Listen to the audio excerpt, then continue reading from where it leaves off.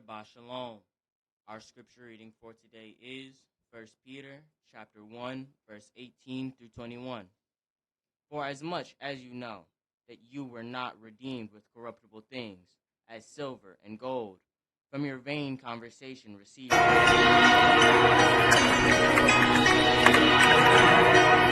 Lamb without blemish and without spot, who verily was foreordained before the foundation of the world, but was manifest in these last times for you, who by him do believe in Yah, that raised him up from the dead, and gave him glory, that your faith and hope might be in Yah.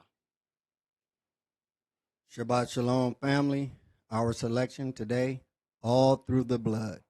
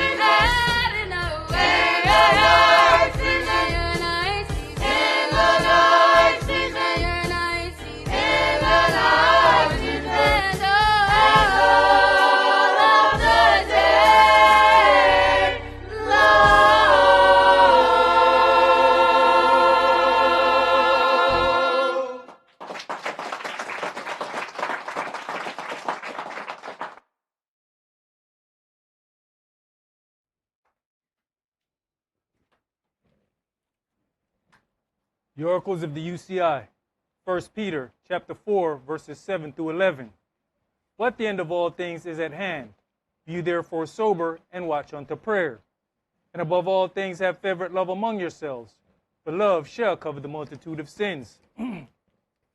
Use hospitality one to another without grudging.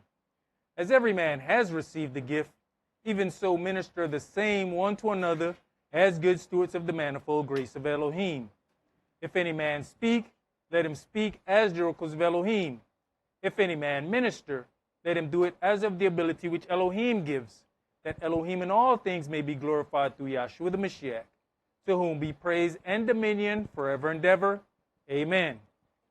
Ephesians chapter 4, verses 29 through chapter 5 in verse 4. Let no corrupt communication proceed out of your mouth, but that which is good to the use of edifying, that it may minister grace unto the hearers.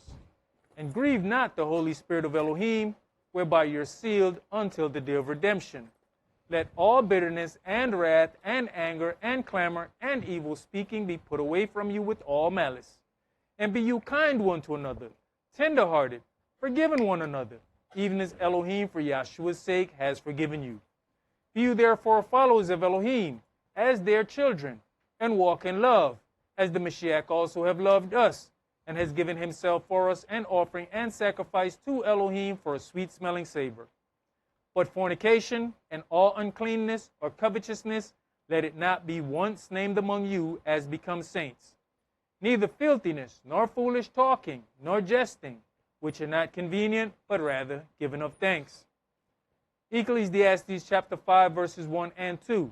Keep your foot when you go to the house of Elohim, and be more ready to hear than to give the sacrifice of fools, for they consider not that they do evil.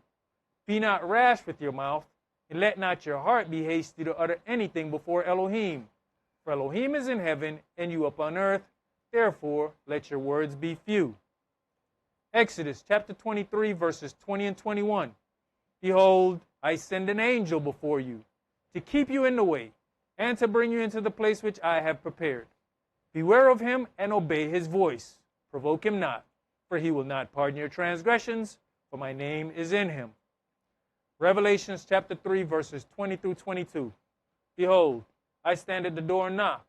If any man hear my voice and open the door, I will come into him and will sup with him, and he with me. To him that overcomes will I grant to sit with me in my throne, even as I have also overcame, and have sat down with my Father in his throne. He that has an ear, let him hear what the Spirit says unto the churches. All right, Shabbat Shalom. Shabbat Shalom. Which is peace on Yahweh's holy Sabbath day. Welcome to another holy convocation that Yahweh has enjoined unto us here in this body of Yahshua. If we have been paying any attention to the media, we are noticing a lot of trickery going on. Being that we are seeing a lot of atrocities committed by the people in the land, the occupiers of the land, then to even that off, they have to show as many things as they possibly can in a negative way about us. And you kind of have to look at who is in control of this media empire. And we have to pay attention. Yeshua was getting us ready for these things. He says, these things have I spoken unto you, that you should not be offended. Basically, he's telling you it is offensive, but I'm telling you first so that you will get yourselves ready for the offensive nature of how you're going to be portrayed. They shall put you out of the synagogues. Yea, the time comes that whosoever kills you will think that he does Elohim a service.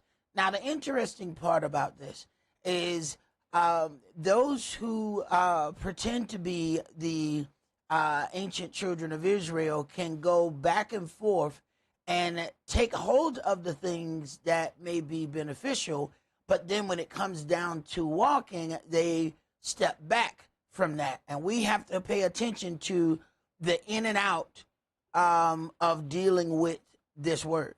Yahweh is seeking those that are going to worship him in truth and in spirit. And that's not something that we can just jump in and out of as it suits our particular situation. But let's get into that a little further. We're going to begin today's sermon in Joshua chapter 3. Joshua chapter 3, and we're going to start that at verse 1.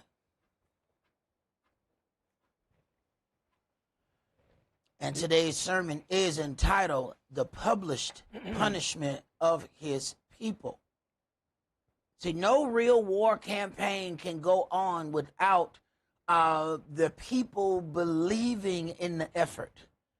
The reason the Vietnam War stopped is because reports started to make it back about how horrific the conditions were.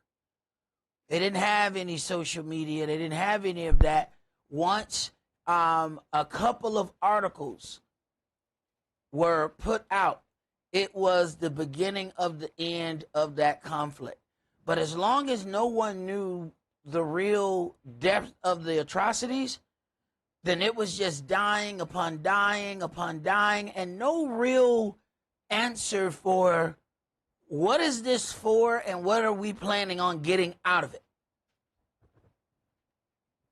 There was no chance of it stopping until the atrocities came to light. So at this point, the war machine understands that to keep something going, you need to control the media, because you get to then control how people process information. Go ahead. And Joshua rose early in the morning, and they removed from Shittim, and came to Jordan, he and all the children of Israel, and lodged there before they passed over. And it came to pass after 3 days that the officers went through the host. And they commanded the people, saying, When you see the ark of the covenant of Yahweh your Elohim, and the priests the Levites bearing it, then you shall remove from your place, and go after it. Yet there shall be a space between you and it, about 2,000 cubits by measure. Come not near unto it, that you may know the way by which you must go, for you have not passed this way hitherto. And Joshua said unto the people, Sanctify yourselves, for tomorrow Yahweh will do wonders among you. And Joshua spake unto the priests, saying, Take up the ark of the covenant, and pass over before the people. And they took up the ark of the covenant, and went before the people.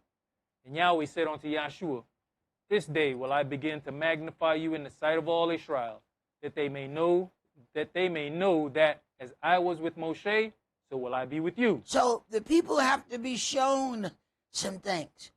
For the people to be shown some things, that means something has to happen to you. And it's not something that you're going to like to happen to you, because the people don't learn from stuff you like. See, something has to happen to you that people say, ain't no way he going to make it back from that.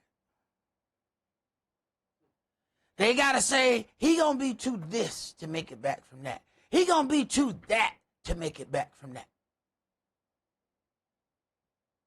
Then Yahweh has to allow something to happen that then they're able to see his working in you. And we run from those events. Yahweh is in the process of trying to magnify you and show the individuals around you that regardless of your slips and falls and who you may be, that he still has chosen you. And then we take off running from it. Go ahead. And you shall command the priests that bear the ark of the covenant, saying, When you are come to the brink of the water of Jordan, you shall stand still in Jordan. And Joshua said unto the children of Israel, Come hitherto, and hear the words of Yahweh your Elohim.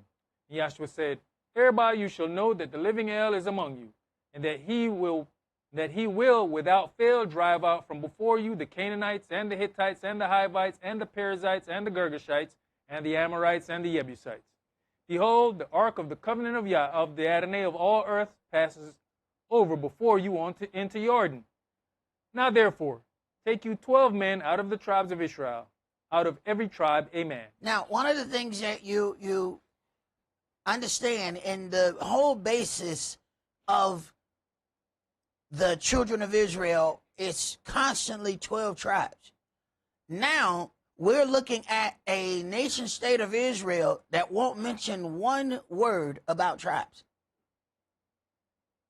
And not one of the Christian followers have mentioned that there seems to be a great part lacking. The very foundation of Israel are these 12 tribes. And you will not hear not one mention of a tribe, yet it is about this land was given. We're going to go and take the land. All right, well, how are you going to divide it?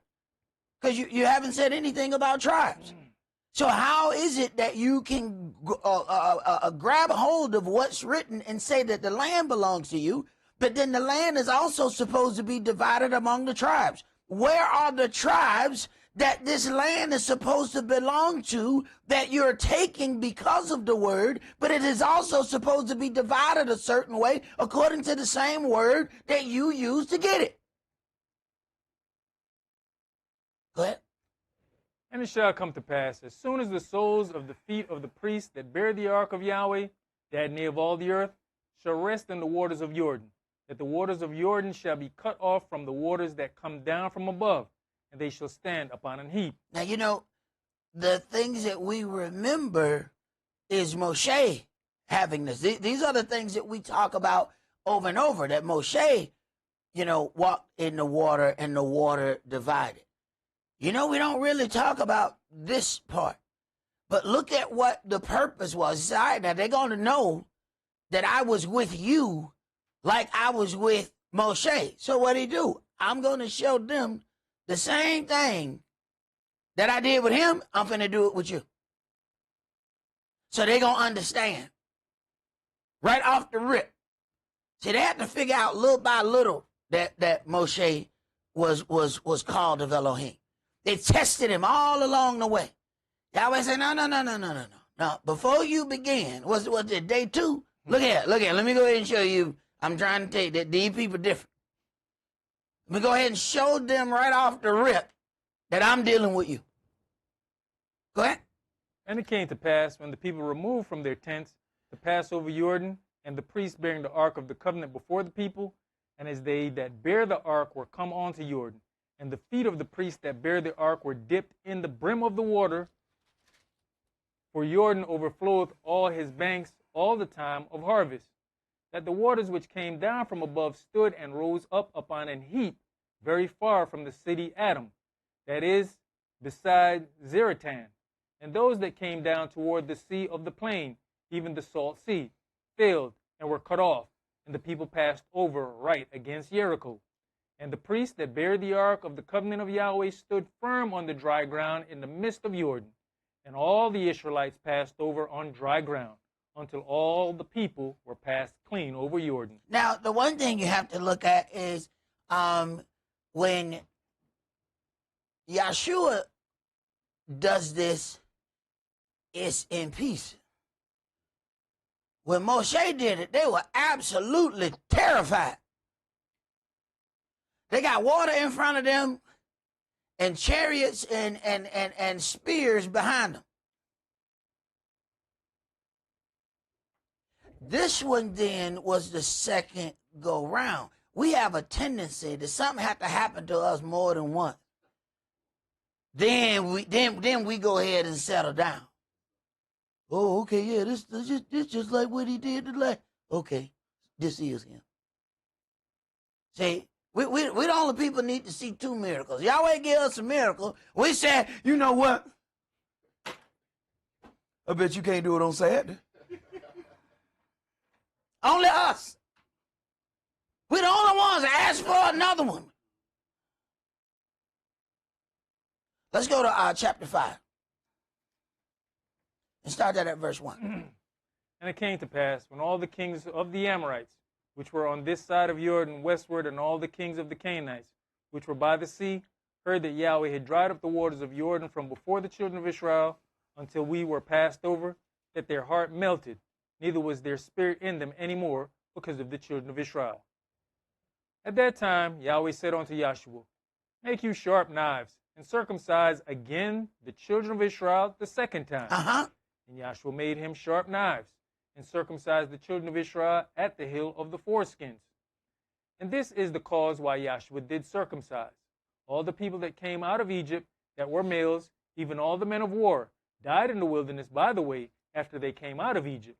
Now all the people that came out were circumcised, but all the people that were born in the wilderness by the way as they came forth out of Egypt, them they had not circumcised. For the children of Israel walked 40 years in the wilderness, till all the people that were men of war, which came out of Egypt, were consumed, because they obeyed not the voice of Yahweh, unto whom Yahweh sware that he would not show them the land, which Yahweh sware unto their fathers that he would give us, a land that flows with milk and honey. And the children, whom he raised up in their stead, them Yahshua circumcised, for they were uncircumcised, because they had not circumcised them by the way. And it came to pass, when they had done circumcising all the people, that they abode in their places in the camp till they were whole. And Yahweh said unto Yahshua, This day have I rolled away the reproach of Egypt from off you. Wherefore the name of the place is called Gilgal unto this day. Now, understand something. It says, verse 8, and it came to pass when they had done circumcising all the people, that they abode in their places in the camp till they were whole. Afterward, and Yahweh said unto Yahshua, This day have I rolled away the reproach from Egypt from off you. Why wasn't it when the circumcision was done? They had to heal from the event. Then the reproach is rolled off. We can't figure out. We have an event happen.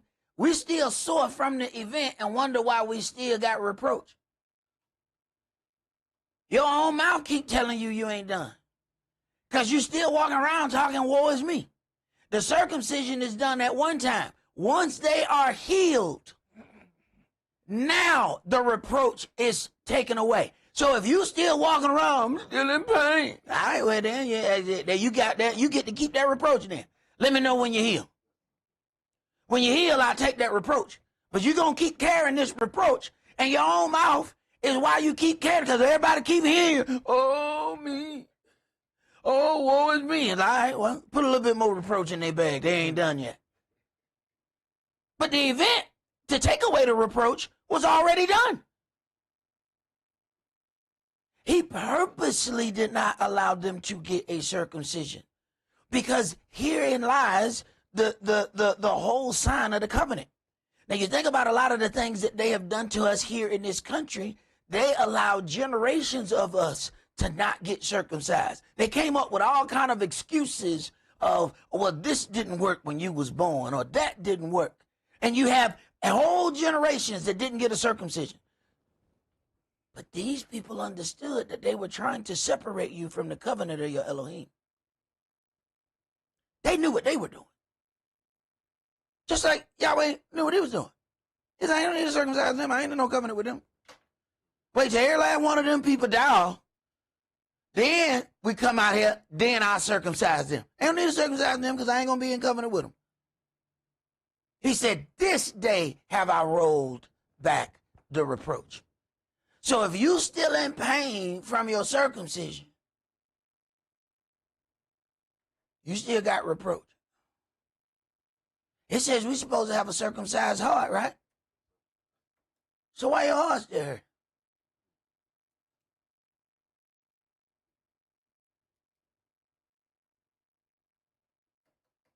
Let's go to Judges chapter 3.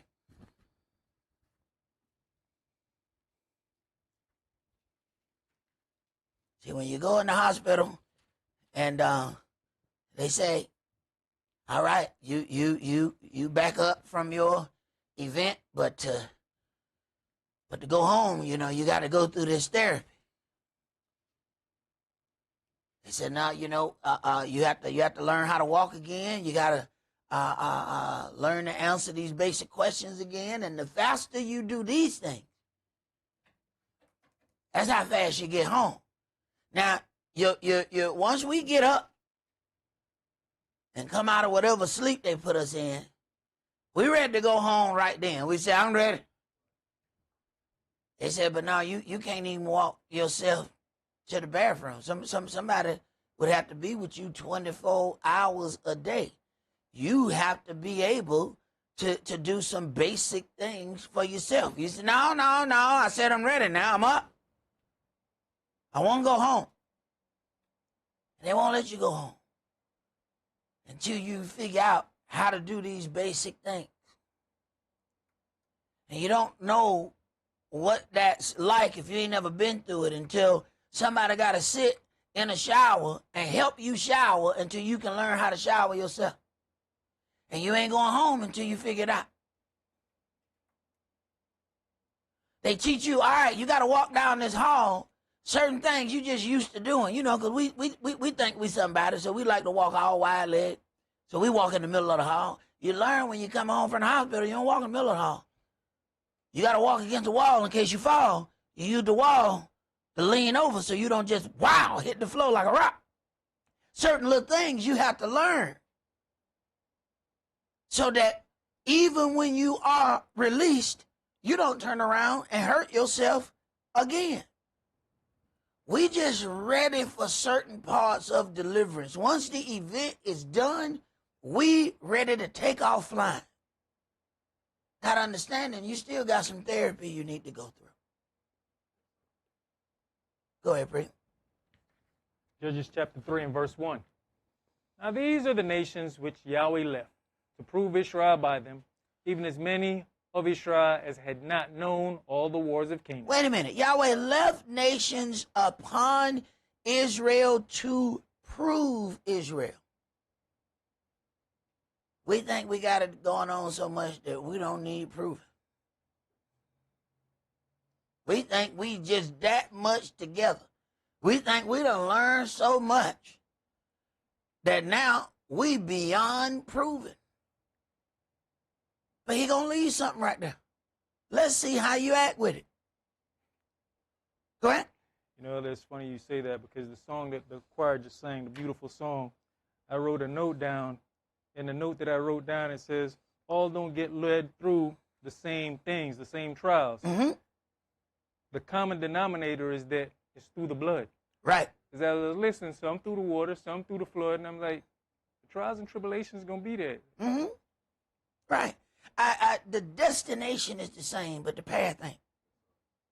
See, the path is particularly made for you. So if you plan on cheating on the test of salvation, I can tell you, you can go ahead and dive in the lake of fire now. You can just go ahead. If you plan on looking at your neighbor, I'm telling you now, go ahead and jump in the lake of fire. Stop wasting your time and everybody else's time. Go ahead and get in the fire. Because this ain't one of those tests you can cheat off of. The questions are particularly crafted for you. And nobody else got that question you got. Ain't no need looking over there, trying to figure out. You can pick up your phone. This the one test you can bring your phone to. Go ahead and bring your phone. Go ahead. You can bring a Texas instrument or a Philadelphia instrument, whatever kind of instrument you got. Bring them all. But you ain't going to cheat on this test. And guess what? It's an open book test. Bring your book. But you ain't going to cheat on this one. Ain't nobody got those questions but you. Go ahead. Verse 2. Only that the generations of the children of Israel might know to teach them war, at the least, such as before knew nothing thereof, namely 5 masters of the Philistines and all the Canaanites and the Zidonians and the Hivites that dwelt in Mount Lebanon, from Mount Baal Hermon unto the entering in of Hamath. And they were to prove Israel by them, to know whether they would hearken unto the commandments of Yahweh, which he commanded their fathers by the hand of Moshe. Right. Yahweh gave some of y'all friends, and know those friends are off. And sat them right beside you and said, I want to see what you're going to do. I know your friend worship the devil. Matter of fact, I'm going to give y'all 2 tickets to hell. I'm going to see if you're going to go.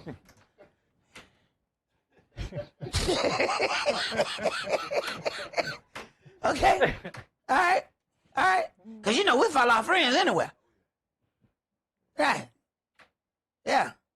Last time I followed my friend somewhere, I remember those words. You have the right to remain silent.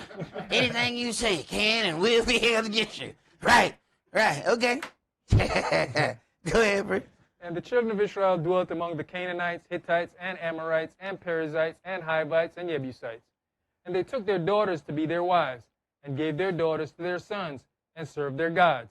And the children of Israel did evil in the sight of Yahweh, and forgot Yahweh their Elohim, and served Baalim and the groves. Therefore the anger of Yahweh was hot against Israel, and he sold them into the hand of Cushan-Rishathaim, king of Mesopotamia. And the children of Israel served Cushan-Rishathaim 8 years. One thing you're going to find out throughout this entire book, this is how Yahweh deals with Israel. He has proven that within the chronicles of what he has written down.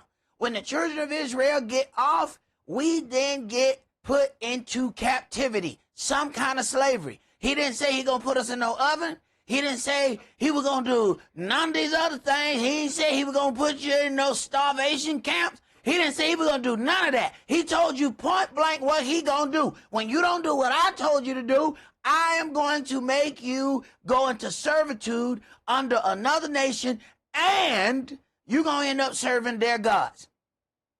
So anytime somebody tell me that their punishment was they was cooked in the oven or they was doing something like that, I can tell you that is horrific. But I can tell you ain't Israel. Because this book says something totally different. And anytime you can tell me, oh, my people have always worshipped the God of Israel rightfully, congratulations. I can also tell you that you are not Israel as well.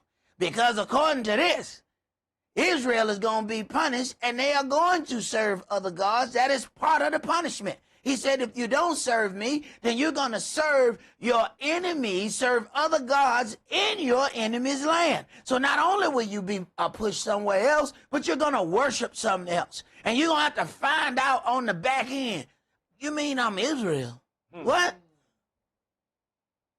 So anytime somebody tell me that they've known forever, I said, congratulations. When did y'all convert? Go ahead.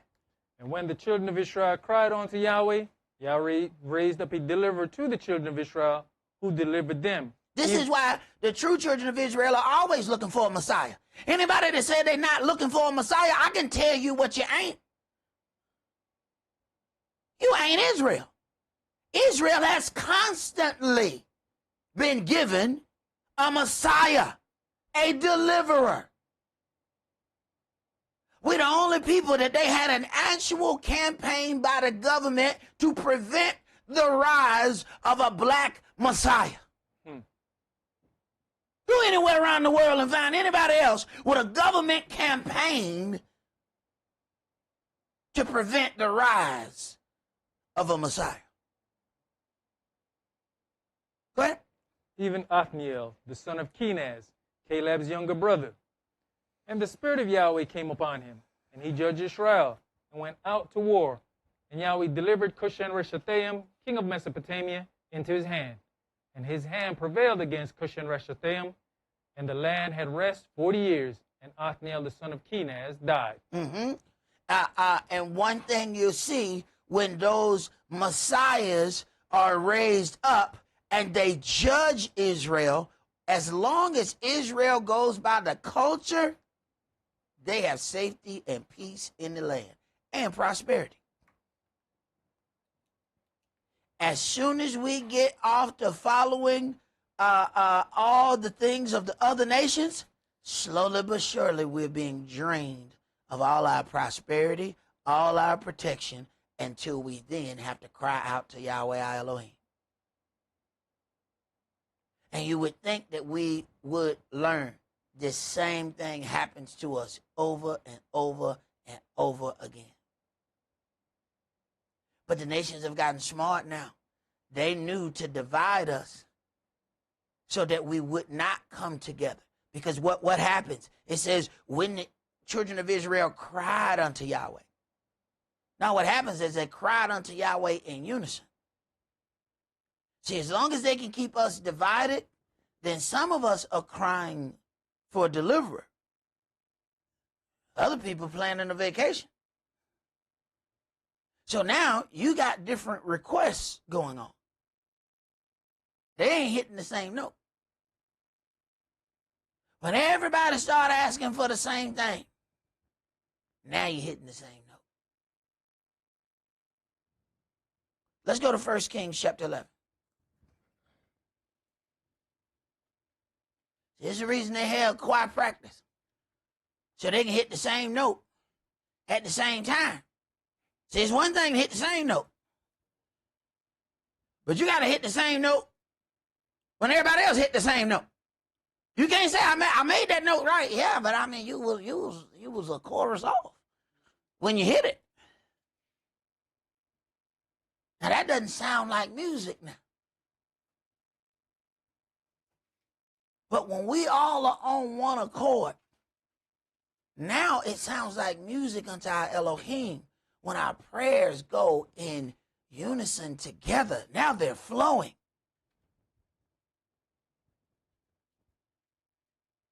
We have to understand that we have adversaries who study our book more than we do. 1 Kings chapter 11, let's start that at verse 1.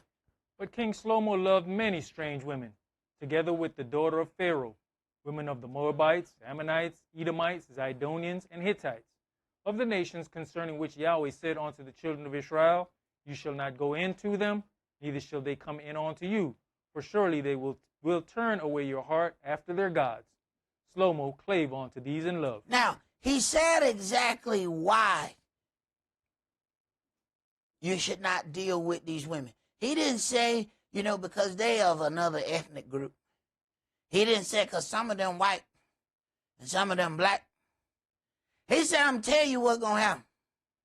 They are going to turn you against me. Now, everybody think they can handle everything. Yahweh was already telling Shlomo, he said, look, I gave you, man that is, a woman out of his own self, and she turned you against me.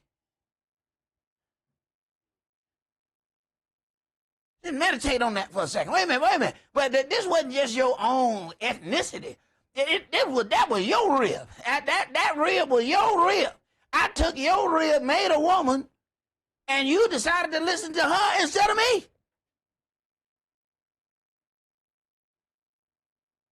You was the only man by which a woman came out of. From that point, every other man has to come out of the woman. You're the only one. And you still turn on me. So when he say, I'm telling you, if you go date these people, I'm telling you, you're going to be worshiping something else. He already knows you have a particular weakness. Some people need to know, I don't need to hang around this bar. Some people know they don't need to be around this club. But we don't want to admit our weaknesses to one another, so we'll sit out there. I'll just hang for a little while. Right. And 2 hours later, you know what? I'm going to tell you something. See, you shouldn't have been out there. You knew you had a weakness. Go ahead. And he had 700 wives, princesses, and 300 concubines, and his wives turned away his heart. Imagine that. Imagine that. But you have to put everything in perspective. This is what makes us think that we can handle everything. He was very wise. See, he thought that his wisdom was so great that I'm not going to be held by the problems of normal man because I have such great understanding. I understand so much. I'm not going to fall to the things that these normal men fall to. Slow-mo. That we eat my daddy. How many people can say that? Okay. Go ahead. For it came to pass when Shlomo was old that his wives turned away his heart after God. Wait a minute. See, we count everything in our strength. It never does occur to us. You're not always going to be this strong. You're not always going to be able to do all of these things. So then what's going to happen? So he was able to maintain this for a while. But now the pressures are mounting. Go ahead. And his heart was not perfect with Yahweh his Elohim, as was the heart of Dawid his father. For Shlomo went after Ashtaroth, the goddess of the Zidonians, and after Milcom, the abomination of the Ammonites. And Shlomo did evil in the sight of Yahweh, and went not fully after Yahweh, as did Dawid his father. Right, because now he has to appease these women. And they said, well, would you go to the festival with me? Well, look, I ain't gonna worship the God. But I'll take you there in my chariot. Well, done deal. You ain't have to do nothing else. Everybody said, did you see Shlomo's chariot at Chemosh's birthday party? Yep. The one with the chrome spinners? Yep, that was his. Oh, everybody know you was there now. Everybody know that you went there to that other God party. And now, here come the others pulling them. Well, you took Sarah to Chemosh's party. Why don't you take me to Ashtaroth's party? All right, I'll go, but I ain't gonna get out. Okay, right. Go ahead. Verse 7. Then did Shlomo build an high place for Chemosh, There we go. the abomination of Moab, in the hill that is before Jerusalem, and for Molech, the abomination of the children of Ammon. Right, because sooner or later, so, did you build a house for Chemosh? Well, yeah. Well, Molech need a house too. Got him. Go ahead. And likewise did he for all his strange wives, Uh-huh. which burned incense and sacrificed unto their gods. And Yahweh was angry with Shlomo. Now understand something. Yahweh is angry with Shlomo. It doesn't say that he is actually worshiping these things the way they are, but he keeps making concessions. And understand, the substance that he has is the substance that Yahweh has given unto him. So he's now using the substance of Yahweh to support other things. Correct? And Yahweh was angry with Shlomo because his heart was turned from Yahweh Elohim of Israel, which had appeared unto him twice. And that's a big deal. Twice. Twice is a big deal.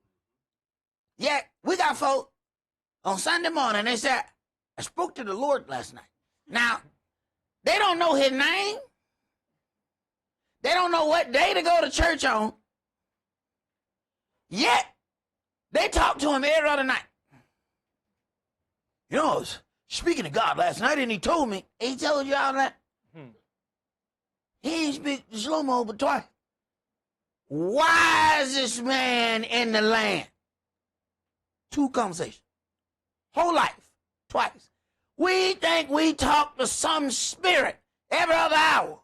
You know, the spirit is leading me. You better ask some questions. You better find out what spirit that is. Better find, excuse me, how you doing? You spirit. Who's your daddy? How did you come forth? Did you ever lie? Oh, you the lying spirit. Yeah, you got to figure out what spirit you got in front of you. Anointed leader of the combined 12 tribes of Israel. Yahweh spoke to him twice. We think every thought we have, Spirit gave it to me. All right? Understand, somebody leave out naked and wounded when they start messing with the wrong spirits. Understand? Go ahead. And had commanded him concerning this thing, that he should not go after other gods. But he kept not that which Yahweh commanded. Wherefore Yahweh said unto Shlomo, Forasmuch as this is done of you, and you have not kept my covenant and my statutes, which I commanded you, I will surely rend the kingdom from you, and will give it to your servant. Notwithstanding in the days I will not do it for Dawid your father's sake, but I will rend it out of the hand of your son. Look at the respect level. A lot of times we are either forgiven of something, we think that is over and done. This is following to the next generation. We don't even think that you're going to have to deal with some, your daddy Jimmy Lee did. You like, I ain't did nothing. You're like, yeah, but Jimmy Lee did. I don't even know Jimmy Lee. Jimmy Lee didn't raise me. He brought you forth. You look just like him. Go ahead. Howbeit, I will not rend away all the kingdom, but will give one tribe to your son for David my servant's sake, and for Jerusalem's sake, which I have chosen. And Yahweh stirred up an adversary unto Shlomo, Hadad the Edomite. He was of the king's seeds in Edom. Now, consider. Now, in the chapter before, as we start going through, we find out when the children of Israel speak in unison with dealing with their creator, he raises up a deliverer. When we start getting off into our own thing, he raises up an adversary. And understand, he doesn't have to go to this adversary and teach them anything about you. He doesn't have to go to this adversary and say, look, I want you to hate my servant. They already hate you. He got one sitting in the bushes. I just can't. Oh, one day I'm going to get my chance. I'm going to punch him right in the mouth. And then as soon as you don't do what you're supposed to do, Yahweh let him come out those bushes. He been in those bushes 25 years. He didn't have to tell him to hate you. He been hating you. Now, the hedge that was round about you is now gone. Now he can get to you. But he been disliking you. He ain't got to go find nobody to dislike you. If you do everything right in this life, I guarantee you, somebody on the same street you live on hate you. Can't stand them. Why? I don't know, they always dress nice and stuff. They're always smiling at people. I can't stand that. What? They ain't done nothing to you. All right? They can sit right over there and hate you for 20 years and nothing happened until you cross the wrong line with Yahweh. Now, all of a sudden, they in your grill and they have power in your grill. What happened? He removed that hedge. And he let that same individual who always had animosity with you, even though they smiled, now they're close to you and their animosity is touching you. He has raised up an adversary against you because of your deeds. But they were always there. He ain't got to go find nobody. Go ahead. For it came to pass, when David was in Edom, and Joab, the captain of the host, was gone up to bury the slain after he had smitten every male in Edom. For 6 months did Joab remain there with all Israel until he had cut off every male in Edom. That Hadad fled, he and certain Edomites of his father's servants with him. Now, consider, if all of these people have been destroyed and a very few got away, he has lived his whole life in hatred of Shlomo. He hates the whole generation. He hates all of them. And now because of something Shlomo did not do right, now he gets power to exercise the hatred that he already has. This is deep hatred right here. This runs deep. You can't just conjure this up in the next 5 minutes. No. Here goes somebody that's been hating you for a long time. And they may be right among you smiling at you. As long as you do what you're supposed to do with your Elohim, it don't matter how they feel about you. They will never get the opportunity to exercise themselves in it. You are the one that had the key to that. Go ahead. To go into Egypt, Hadad being yet a little child. And they arose out of Midian and came to Paran. And they took men with them out of Paran, and they came to Egypt, unto Pharaoh king of Egypt, which gave him an house, and appointed him victuals, and gave him land. Right. So he's sitting there until something happens, and now he has built up himself. He is strong. Now he is able to execute his vengeance. Brother, I want you to read from this article here, because we have to start dealing with some of the things that have happened unto us and how they are dealing with us. So I want to go and read some things from this article. Go ahead. From the Word in Black article by Shreya Vutalaru, the Howard Center for Investigative Journalism. In 1906, two of Atlanta's most prominent newspapermen committed an act that many of today's journalists would consider a sin. Oak Smith, the publisher of the Atlanta Journal, and Clark Howell, the managing editor of the Atlanta Constitution. Now, if you understand, today it's called the Atlanta Journal and Constitution. So they eventually merged, but they were against one another, and they used the power of the newspaper to do that. Now, consider what's going on in every military campaign. There is a media propaganda machine that goes along with that. Okay? So Al Jazeera is not allowed to broadcast any news in Israel, so much, in fact, that Israel bombed their building, bombed all the houses of the journalists, and have killed maybe an enormous amount of their journalists. Normally, journalists are off limits in war situations, and that is a global agreement. The only one to break that agreement constantly and never have been called into question is in the so-called Holy Land, completely targeting the journalists. So if you don't think that journalism and that war part is a very strong union, then you don't really understand what's happening. Go ahead. Campaigned against each other for the governor's seat in the Democratic primary. Smith and Howell were among Atlanta's elite class and champions of white supremacy. Mm-hmm. The Journal and the Constitution clashed in their coverage of the election, with the former serving as Smith's mouthpiece and the latter campaigning for Howell. All right, so they are using this magazine for their propaganda. Go ahead. Howell appears to be unable to understand why it is that we wish the legal disenfranchisement of the 223,000 male Negroes of voting age in Georgia, because we are the superior race and do not intend to be ruled by our semi-barbaric inferiors, one journal article read. The Constitution retaliated by accusing Smith of appointing black people to federal positions during his tenure in the then-President Grover Cleveland's cabinet. Smith denied the accusation. Ultimately, Smith won the election in a landslide.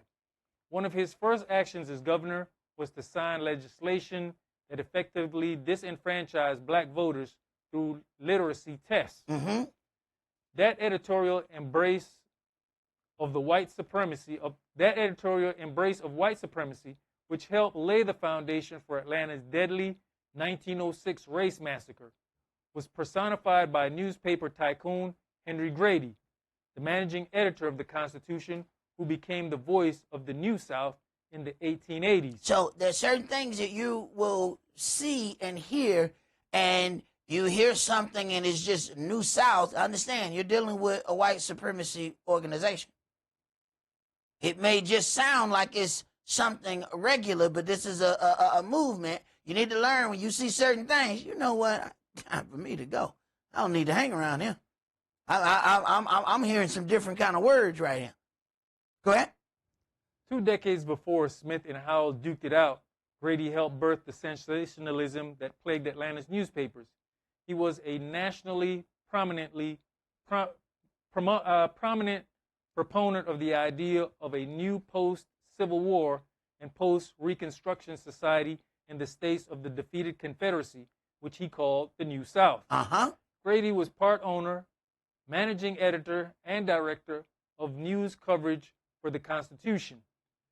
He wrote several editorials for the paper, gave political speeches throughout his tenure, and, notably, considered one particular part of the Old South essential to the New. Now, what's interesting is that you'll find in a lot of this Christian part of America, you're going to find that they operate in a lot of senses like Old Testament dealings, but kind of claim to believe in the New Testament. You'll see how that jumps back and forth.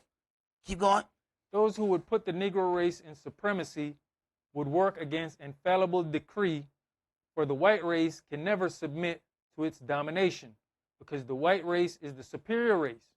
Grady said in an 1887 speech at the Texas State Fair in Dallas Exposition. Now, if this name Grady sounds familiar, understand there was Grady High School that they changed to like Midtown High, and then of course Grady Hospital.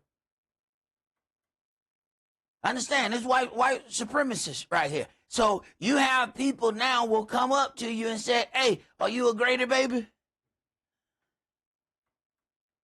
There's certain things that we don't even connect. Go ahead. But the supremacy of the white race of the South must be maintained forever, he continued, and the domination of the Negro race resisted at all points and at all hazards, because the white race is the superior race. This is the declaration of no new truth. It was abided forever in the marrow of our bones. It has abided forever in the marrow of our bones, and shall run forever with the blood that feeds Anglo-Saxon hearts. It was a time when editors had to have a purpose, and Grady's was to build the New South among Georgia's Red Hills. Lewis Griffith and John Talmadge wrote in Georgia Journalism a historical account of news work in the state published by the University of Georgia Press. In an era of machine politics and a press aligned with political parties, Grady proved a master at both. Kathy Roberts Ford, a journalism professor at the University of Massachusetts Amherst, wrote in a 2019 article for The Conversation. In early editorials for the Atlanta Constitution, Grady praised Georgia politicians and other Southern leaders for being the life of his New South movement, which advocated for industrial development, often at the expense of black laborers, trapped in the convict lease system. Mm-hmm. The system operated by leasing prisoners to private companies for unpaid or extremely low-wage labor. Right, the very same thing that they are doing now, they just do it in a different way. But it is the exact same system, the convict leasing system. So laws were made so that you would automatically become a prisoner. So then you are free, and this is what their little 14th Amendment or your amendment citizen is all about, that you are free unless convicted of a crime. So all they had to do, it was always an out. Create a situation where the black man is committed of a crime. Say he has committed this crime. Now you can take away his freedom. Now he can be a slave all over again. That's all I have to do. All your rights are gone. And they made up offenses. They made laws so that we would always be criminals. Thereby, you can be a slave again. And it happens right here every day. And nobody says a thing. Go ahead. At its core, Ford said, the New South movement was white supremacist and anti-black. The growth of the convict leasing system was encouraged during Grady's tenure as managing editor, especially among Georgia's politicians and businessmen, using what came to be known as the Black Codes. Mm-hmm. Men and boys in particular were arrested, charged, and convicted of offenses large and small. After being sentenced, they were rented out to private businesses in a system some likened to slavery. The exact same thing that's happening today. And from those newspaper articles that the Atlanta Journal and Constitution put out, what happened, this is what sparked the race riots. They would give inflammatory articles Big black brute rapes white woman. Next thing you know, they going all the way down the street killing people.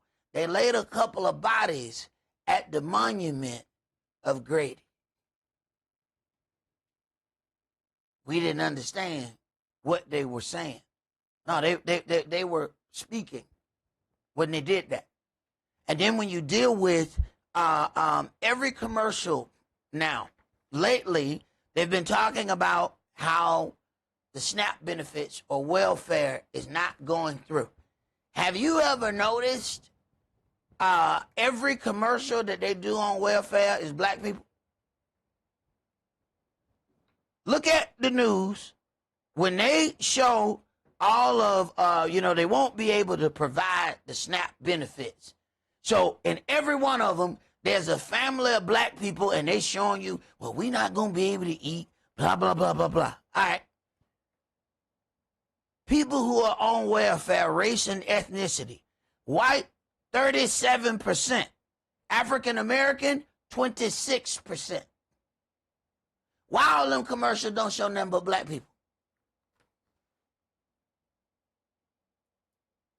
They want you to think that your people are the one fueling it and taking all the money from the country from welfare. That's not true. You think they don't know those numbers? Now, who in charge of these commercials that make sure every time they talk about SNAP benefits cut, they show a single black woman with 4 or 5 kids?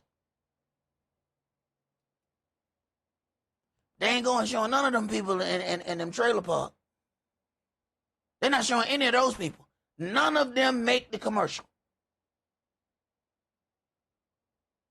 That's the media machine at its finest.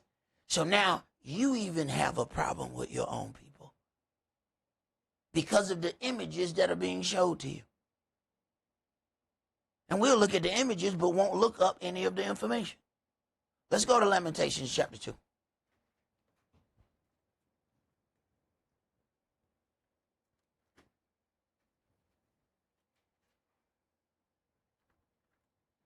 How has the Adonai covered the daughter of Zion with a cloud in his anger, and cast down from heaven onto the earth the beauty of Israel, and remembered not his footstool in the day of his anger? The Adonai has swallowed up all the habitations of Jacob, and has not pitied. He has thrown down in his wrath the strongholds of the daughter of Yehudah. He has brought them down to the ground. He has polluted the kingdom and the princes thereof. He has cut off in his fierce anger all the horn of Israel. He has drawn back his right hand from before the enemy, and he burnt against Jacob like a flaming fire, which devours round about. He has bent his bow like an enemy. He stood up with his right hand as an adversary, and slew all that were pleasant to the eye in the tabernacle of the daughter of Zion. He poured out his fury like fire. The Adonai was an enemy. He has swallowed up Israel. He has swallowed up all her palaces. He has destroyed his strongholds, and has increased in the daughter of Yehudah mourning and lamentation. And he has violently taken away his tabernacle as if it were of a garden.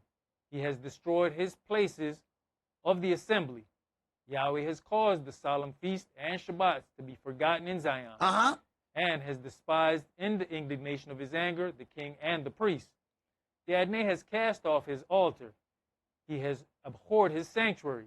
He has given up in the hand of the enemy the walls of her palaces. They have made a noise in the house of Yahweh as in the day of a solemn feast.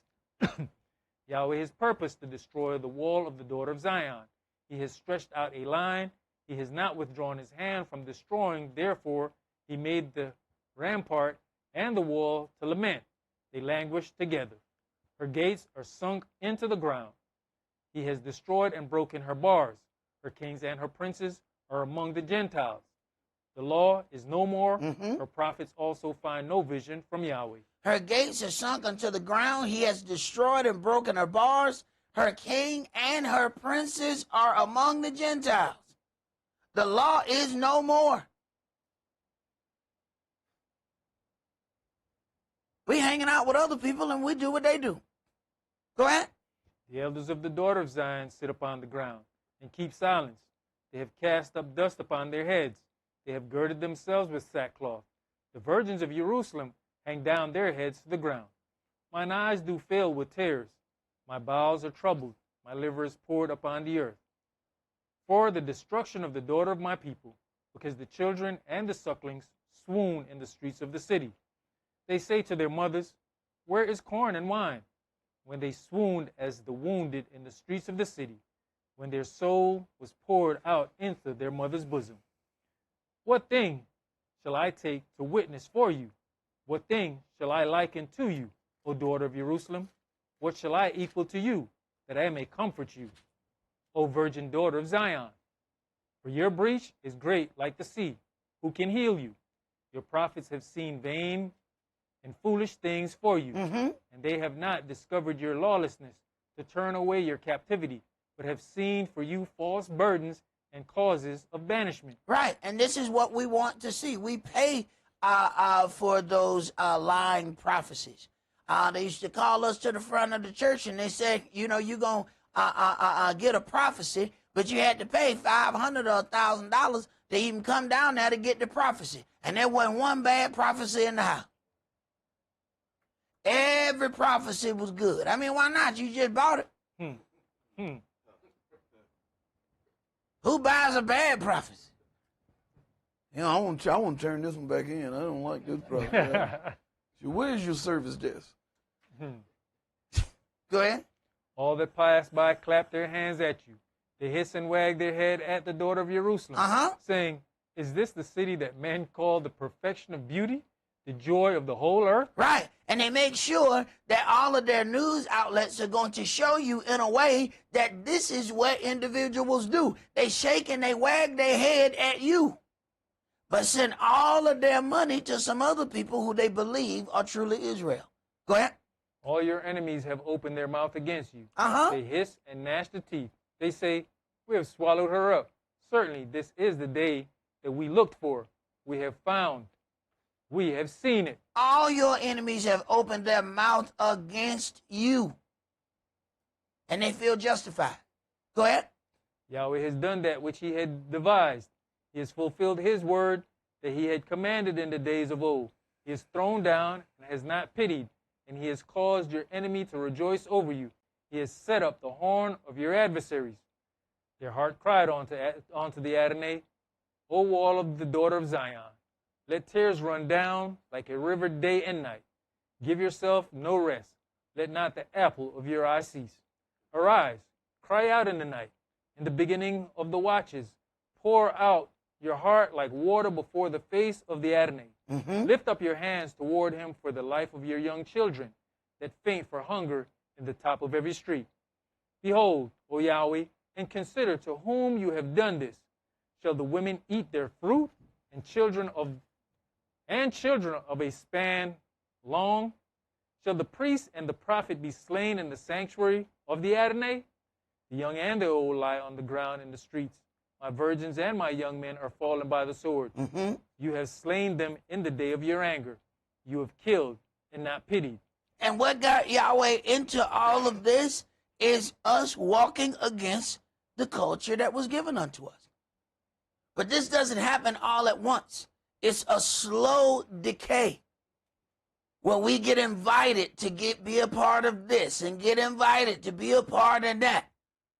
And we forget to go back and say, wait a minute, let me see what the line is. No, I can go over there, but I can't go farther than this right here. Go ahead. You have called as in a solemn day my terrors round about, so that in the day of Yahweh's anger none escape nor remain. Those that I have swaddled and brought up as mine enemy consumed. All right, let's go to Isaiah chapter 34.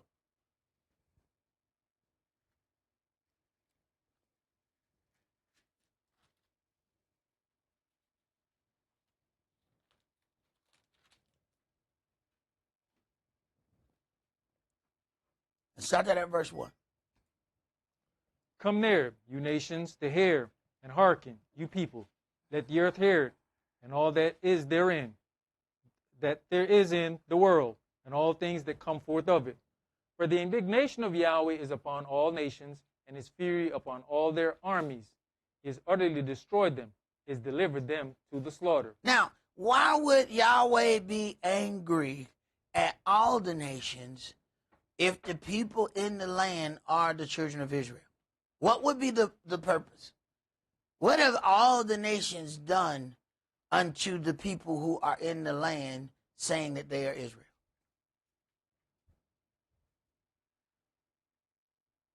They can only find one transgressor, and that's the nation of Germany. Yahweh said the whole earth played a part. When you deal with this transatlantic slave trade, and then from that, before that, the sub-Saharan slave trade, you find that all the nations took a part in it. You had some that were financiers, some that were distributors where they paid for the ships, some that then were brokers, just like any other business. You have those that deal in wholesale. There were some that would go down to the shore, buy the slaves right off the boat because they're cheaper, then transport those slaves further inland. Now you can sell those slaves for a higher amount, just like they do drugs. The people on the shore get their drugs cheaper, and then they take that to those small towns, and you can quadruple your money. Then the same thing that you have all of these people who do dog breeding, what do you think they start doing? They start going down to the shore, buying them some slaves, and then start breeding them. Now they have a selling machine. Go ahead. Their slain also shall be cast out, and their stink shall come up out of their carcasses, and the mountains shall be melted with their blood, and all the host of heaven shall be dissolved, and the heavens shall be rolled together as a scroll, and all their hosts shall fall down, as the leaf falls off from the vine, and as a falling fig from the fig tree. For my sword shall be bathed in heaven. Behold, it shall come down upon Idumea and upon the people of my curse to judgment. Mm-hmm. The sword of Yahweh is filled with blood. It is made fat with fatness, and with the blood of lambs and goats, with the fat of the kidneys of rams. For Yahweh has sacrificed in Basra and in great slaughter in the land of Idumea.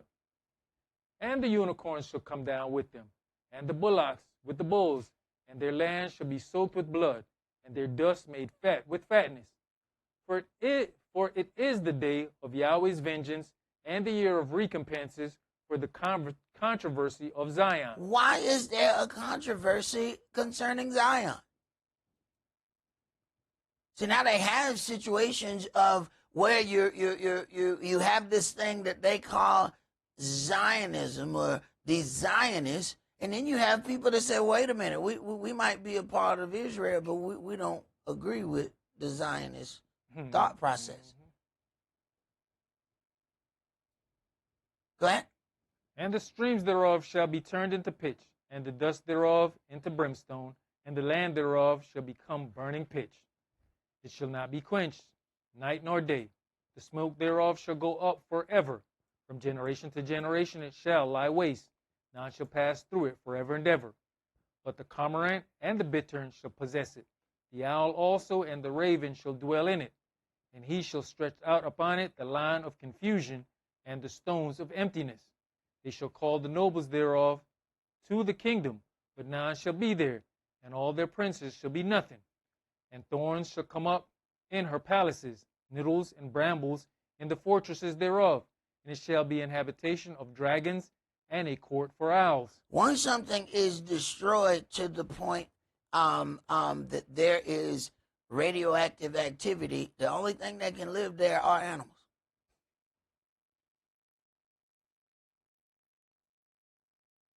Chernobyl was an accident, and they still can't live in it. They had to build a wall to block the whole thing off. It is still radioactive generations later. So this is the thought process that we have to really begin to entertain. This was a nuclear accident. Imagine what a nuclear on purpose is. And a lot of strong words are being thrown out in public places, but understand, Russia has stockpiles of these weapons. This was an accident, and you still can't go in the city. Generations, the whole thing. I mean, concrete walled off. Don't go over there. When they go, they got on full suits and measuring radiation. And because they blocked it off, the animals have multiplied. They have no real, hunters or anything like that. So they just fending for themselves. If one accident can do that, what happens when people start getting angry and start sending these missiles back and forth at one another? Go ahead. The wild beasts of the desert shall also meet with the wild beasts of the island, and the satyr shall cry to his fellow. The screech owl also shall rest there, and find for herself a place of rest. There shall the great owl make her nest, and lay, and hatch, and gather under her shadow. There shall the vultures also be gathered, every one with her mate. Seek you out of the book of Yahweh, and read. No one of these shall fail, none shall want her mate. For my mouth it has commanded, and his spirit it has gathered them. And he has cast the lot for them, and his hand has divided it unto them by line. They shall possess it forever. From generation to generation shall they dwell therein. All right, let's go to Ezekiel chapter 36.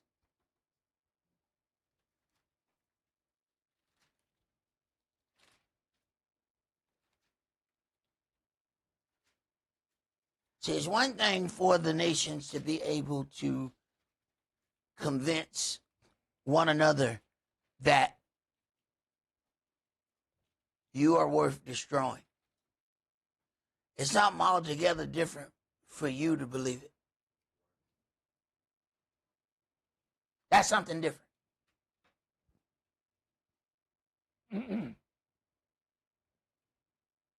Ezekiel 36, and let's start at verse 1. Also, you son of man, prophesy unto the mountains of Israel, and say, You mountains of Israel, hear the word of Yahweh. Thus says the Adonai Elohim, because the enemy has said against you, Aha, even the ancient high places are ours in possession. Now, who are you talking about? Who are you talking about? He's talking about some people are saying that some enemy possesses the land and says, aha, we got it. Who are you talking about? Because according to this book, somebody else ends up having the land of Israel, but it ain't Israelites. Go ahead. Therefore prophesy and say, Thus says the Adonai Elohim, because they have made you desolate and swallowed you up on every side, that you might be a possession unto the residue of the heathen, and you are taken up in the lips of talkers and are an infamy of the people. Wait a minute. What makes you an infamy of the people? They constantly talking about you. Well, when you turn on that news at 5, 6, and 11, all you see is you. Now, go back and find out who own those news organizations. Now, you find out, wait a minute, this is not an accident. This is a real concerted effort to say, all right, we need to make sure that these people are perceived as this. Go ahead. Therefore, you mountains of Israel, hear the word of the Adonai Elohim. Thus said the Adonai Elohim to the mountains and to the hills, to the rivers and to the valleys, to the desolate waste and to the cities that are forsaken, which became a prey and derision to the residue of the heathen that are round about. Therefore, thus says the Adonai Elohim, surely in the fire of my jealousy have I spoken against the residue of the heathen and against all Idumea, which have appointed my land into their possession. Wait a minute. So he's saying, wait a minute, there's a group of people who have appointed my land into their possession. Who Who is these people he keep talking about? Go ahead. With the joy of all their heart, with despiteful minds to cast it out for a prey. Prophesy therefore concerning the land of Israel, and say unto the mountains and to the hills, to the rivers and to the valleys, thus says the Adonai Elohim, behold, I have spoken in my jealousy and in my fury, because you have borne the shame of the heathen. Therefore, thus says the Adonai Elohim, I have lifted up mine hand. Surely the heathen that are about you, they shall bear their shame. But you, O mountains of Israel, you shall shoot forth your branches, and yield your fruit to my people of Israel, for they are at hand to come. For, behold, I am for you, and I will turn unto you, and you shall be tilled and sown. And I will multiply men upon you, all the house of Israel, even all of it, and the cities shall be inhabited, and the ways shall be built. And I will multiply upon you man and beast, and they shall increase and bring fruit. And I will settle you after your old estates, and will do better unto you than at your beginnings. And you shall know that I am Yahweh. Right. You work one day, you get paid another day. See, even here in the daughter of Babylon, you know you got to put 2 weeks in hold. We do service, and we're ready to get paid immediately. He says, I'm going to settle you after your old estates, but I'm going to deal with you better than what you had before. So people doing all kind of stuff. They're destroying and building. They don't know they're building for somebody else. Go ahead. Yes, I will cause men to walk upon you, even my people Israel, and they shall possess you, and you shall be their inheritance, and you shall no more henceforth bereave them of men. Thus says the Adonai Elohim, because they say unto you, you land devoureth up men, and has bereaved your nations. Therefore you shall devour men no more, neither bereave your nations any more, says the Adonai Elohim.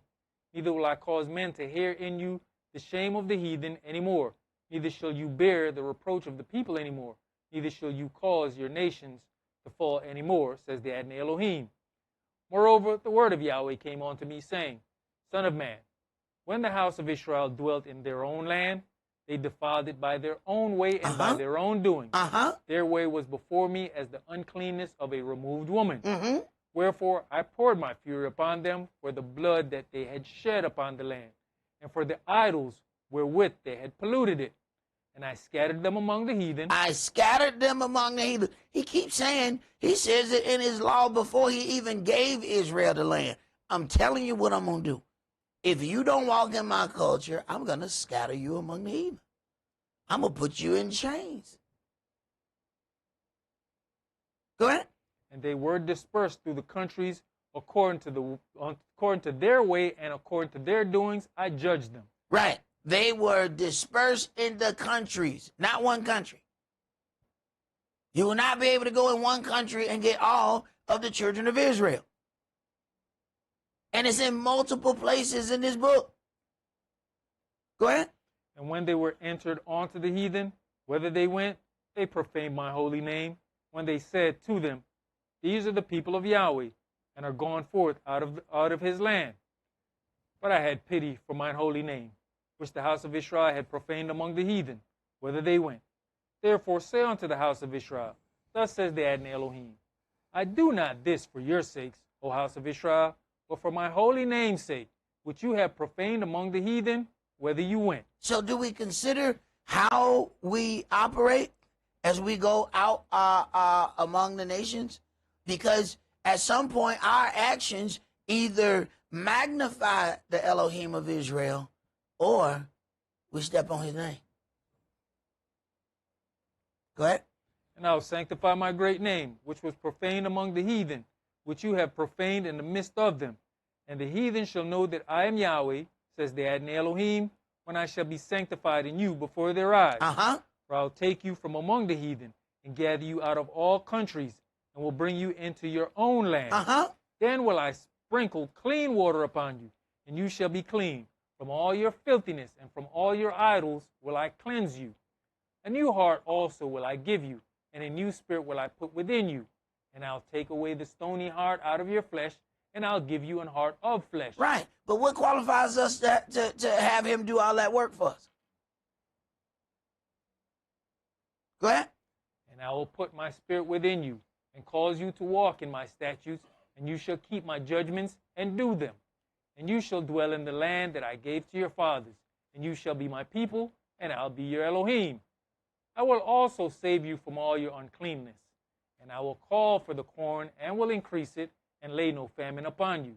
And I will multiply the fruit of the tree and the increase of the field, that you shall receive no more reproach of famine among the heathen. Then shall you remember your own evil ways and your doings that were not good, and shall loathe yourselves in your own sight for your lawlessness and for your abominations. It says, then you shall remember your own evil ways. See, the reason why we can't take a punishment, because we don't think we did anything. We don't remember any evil of our doing. Now, we remember everything that we didn't like about somebody else. We can tell you everything they did wrong. Go ahead. Not for your sakes do I this, says the Adonai Elohim. Be it known unto you. Be ashamed and confounded for your own ways, O house of Israel. Thus says the Adonai Elohim. In the day that I shall have cleansed you from all your lawlessness, I will also cause you to dwell in the cities, and the waste shall be built, and the desolate land shall be tilled, whereas it lay desolate in the sight of all that pass by. And they shall say, this land that was desolate is become like the Garden of Eden, and the waste and the desolate and ruined cities are become fenced and are inhabited. Then the heathen that are left round about you shall know that I, Yahweh, built the ruined places and plant that was desolate. I, Yahweh, have spoken it, and I will do it. Thus says the Adonai Elohim, I will yet for this be inquired of by the house of Israel, to do it for them. I will increase them with men like a flock, as the holy flock, as the flock of Jerusalem in her solemn feast. So shall the waste cities be filled with the flocks of men, and they shall know that I am Yahweh. Verse 35 says, and they shall say, this land that was desolate is become like the Garden of Eden, and the waste and the desolate and ruined cities are become fenced and are inhabited. There's a certain part that Israel brings with them. Even in our captivity, the places that we end up at become great.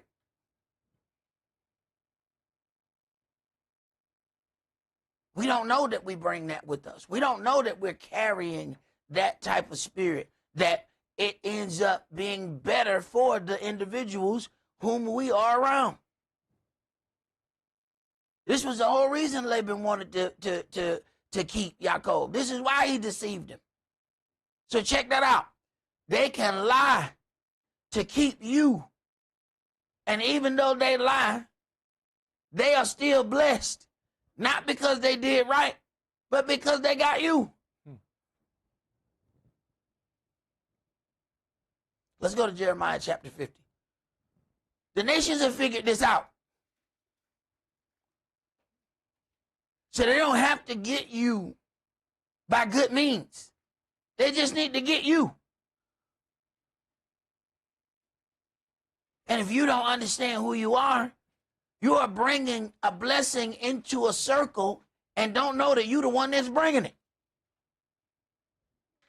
You're thanking people for the blessing that you brought to their circle.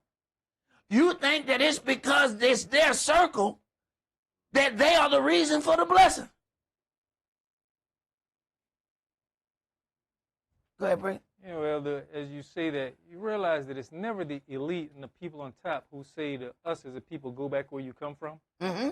It's the bottom of the barrel who don't know the blessing that we bring. Exactly. You ain't never heard a Rockefeller comes in, send them back to Africa. No. They said, no, that's going to mess up my money. They bringing money to this situation. Go ahead, brother. Jeremiah 50 started at verse 1.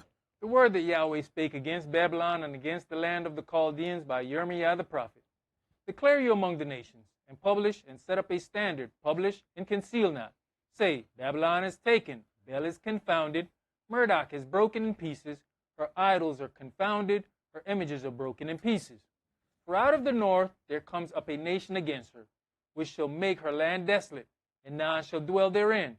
They shall remove, they shall depart, both man and beast. In those days and in that time, says Yahweh, the children of Israel shall come, they and the children of Yehudah together, going and weeping. They shall go and seek Yahweh, their Elohim. Right. The children of Israel shall be going and weeping and seeking Yahweh, their Elohim. They won't be handed the nation by another nation.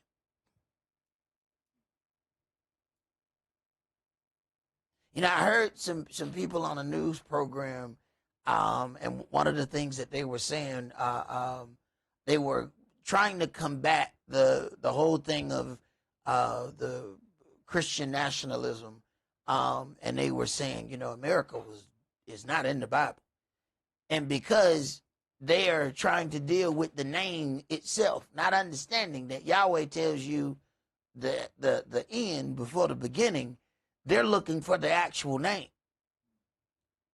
They're not looking for, there's not one country ever that's been called Babylon by their own doing. They're not naming themselves Babylon. So because this is what they're looking for, they say it's not in there. Now, and the reason they're going that way, because they're looking at how they deal with this term, God bless America, which is one of the official terms of Christian nationalism. The Christian nationalism is pushed strongly within the fabric of America while ignoring all the teachings of so-called Christianity itself. This strange system of thought operates on the basis that God has granted America all the power that it has, regardless of its not following any of the teachings in the book. They still believe that God has granted them this right. Go ahead. They shall ask the way to Zion with their faces thitherward, saying, Come, and let us join ourselves to Yahweh in a perpetual covenant that shall not be forgotten. My people have been lost sheep. Their shepherds have caused them to go astray. They have turned them away on the mountains. They have gone from mountain to hill. They have forgotten their resting place. Right, of course our shepherds have done that. Most of our shepherds are Masons. They belong to the Masonic order. They have gone to the seminary schools directed by Gentiles and then given loans from the Gentiles to start the organization. The biggest black churches, if you keep looking, you're going to find a Gentile who gave the seed money, who they have to give a portion of everything they own to him. Go ahead. All that found them have devoured them, and their adversaries said, We offend not, because they have sinned against Yahweh, the habitation of justice, even Yahweh, the hope of their fathers. Right. Once they can rationalize their mistreatment, then they never have to give a thought. By saying those people are not people, they're animals. Now you can do whatever you want to them and still sleep well at night. Well, the media helps position that thought process in people's mind. So if you notice, there are nothing but inflammatory articles about us. Pay attention. They are preparing for some things. This is the same way things started out before the race riots. And it wasn't just the race riots here in Atlanta. It happened in other cities too. And they all started the same way. A bunch of inflammatory articles. And you have people that just sit around and they watch the news all day. And they're being programmed. And they're getting afraid and buying arms every other day. Go ahead. You know, at the end of verse 7, it says, and this is what the nations are saying. They have sinned against Yahweh, the habitation of justice. That means they're housing for justice. Even Yahweh, the hope of their fathers. Right. So let's not teach them about Yahweh so that they won't have the same hope. Right. And trust in the same person that their fathers knew about. And check this out. They said, and we offend not. Mm-hmm. We haven't done anything wrong. What are we constantly hearing? You know, slavery wasn't that bad. Hmm. What do you think is being said? We offend not. Go ahead. Remove out of the midst of Babylon, and go forth out of the land of the Chaldeans, and be as the he-goats before the flocks. For lo, I will raise and cause to come up against America an assembly of great nations from the north country. Right. See, we got to understand who Babylon is, and then when you get to the point where it starts going down, it'll even start saying the daughter of Babylon. We understand that Europe is in control. This whole thing of Israel was set up by Britain. America then took it on as her personal project. But this was a thing of British control. But then again, what was America? Okay, go ahead. And they shall set themselves in array against her. From thence she shall be taken, their arrows shall be as of a mighty expert man. None shall return in vain. And Chaldea shall be a spoil, all that spoil her shall be satisfied, said Yahweh, because you were glad, because you rejoiced, O you destroyers of my heritage. Wait a minute. These particular people, this Babylon was particularly involved in destroying his true heritage. Go ahead. Because you are grown fat as the heifer at grass and bellow as bulls. Uh-huh. Your mother shall be sore confounded. Wait a minute. He says to Babylon, and then he says, your mother shall be sore confounded. Wait a minute. So we're then looking for a country that was birthed out of another country. Come on, man. Now they go hand in hand. But we know one came out of the other one. Go ahead. She that bare you shall be ashamed. Behold, the hindermost of the nations shall be a wilderness, a dry land, and a desert. Because of the wrath of Yahweh it shall not be inhabited, but it shall be wholly desolate. Everyone that goes by America shall be astonished and hiss at all her plagues. They already start talking about, because of the things that is happening in Venezuela, Russia said, well, we're going to send some of those long-range missiles over there to Venezuela.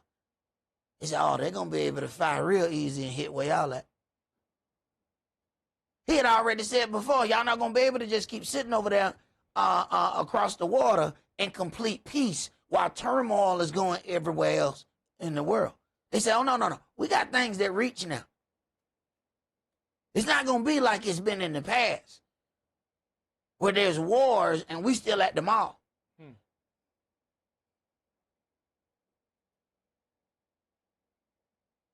That's why we're not really considering. We haven't had to deal with any of that before. We look at it on the news, but we ain't giving it no thought. This stuff ain't never came here. Go ahead. Put yourselves in array against America round about. All you that bend the bow, shoot at her.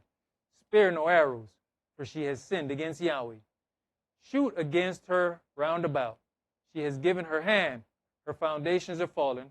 Her walls are thrown down. For it is the vengeance of Yahweh. Take vengeance upon her, as she has done, do unto her. Cut off the sower from America, and him that handles the sickle in the time of harvest.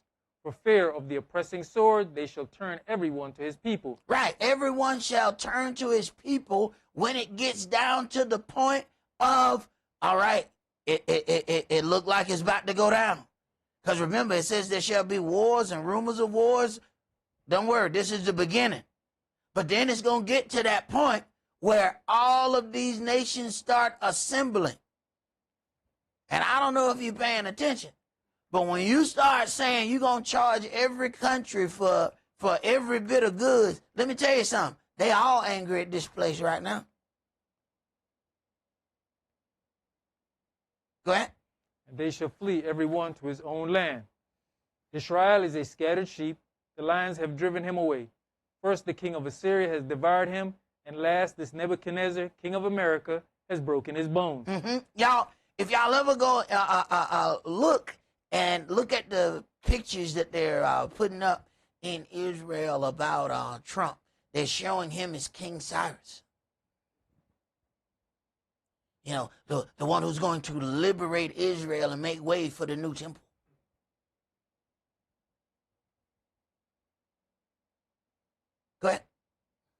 Therefore, thus says Yahweh of hosts, the Elohim of Israel, behold, I'll punish the king of America and his land, as I have punished the king of Assyria. And I'll bring Israel again to his habitation, and he shall feed on Carmel and Bashan, and his soul shall be satisfied upon Mount Ephraim and Gilead. Now, it's interesting. Yahweh keeps saying, I'm going to bring Israel again to his habitation. I'm going to bring Israel back. Let's go to Isaiah chapter 47.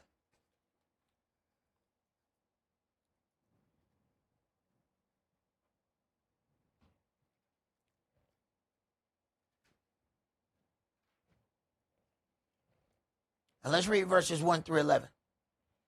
Come down and sit in the dust, O virgin daughter of Babylon. Here we go with the daughter again. Now, you remember at one point, what we read before, he called her Babylon, and then he said, your mother.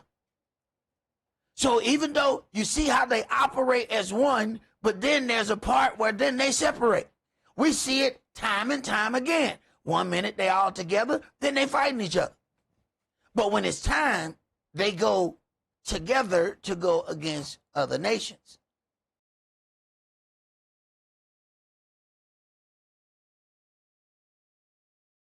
And delicate. Take the millstones and grind meal, uncover your locks, make bare the leg, uncover the thigh, pass over the rivers. Your nakedness shall be uncovered. Yes, your shame shall be seen. Right. And the shame is that the whole time the earth has been doing all of these things all over, the whole time they had the true children of Israel in captivity. There's a reason why she was given this statue of Lady Liberty. Go ahead. As for our Redeemer, Yahweh of hosts is his name, the Holy One of Israel.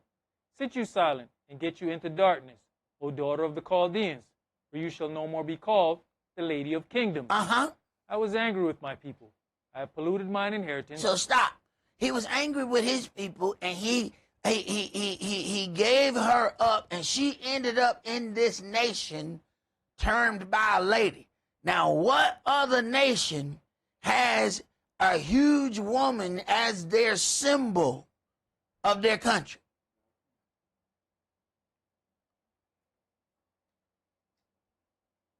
And they don't even want to show us that this Statue of Liberty, she got chains on her feet. They don't ever show you her feet.